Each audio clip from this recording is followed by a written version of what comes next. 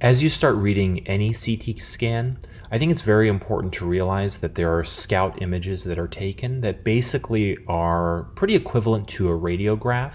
On this particular WebPACS, I'm going to use my left and right arrow keys to change the actual sequence that we're looking at, and this brings me to our scout images. And then we're just going to kind of window this a little bit differently so we can see what's going on.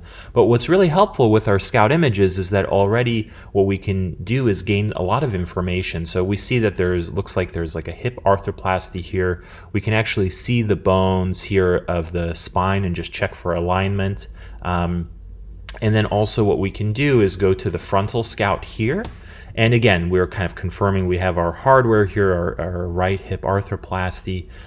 We can get a sense of kind of how the bones look, and look at the alignment of the spine. We can look at the gas pattern. I think it's really, really important to realize that you should always look at the scout images if you have them for your CT scan, because they can give you information that may not be present anywhere else. There are certain fractures or certain findings that are a lot more obvious on the scout images that can be difficult to appreciate. So it's just important for you to kind of take a look at your scout images, and you can kind of treat them like an x-ray. You could look at the soft tissues, then you can look at the bones, you can look at the lung bases, the diaphragm here, make sure there's no free air that you can appreciate. You can look at the gas pattern, any other things that are going on in the abdomen, and you can help orient yourself very quickly. So it's one of the first things that I look at personally, and it helps kind of set the tone for the rest of the scan if there are obvious findings.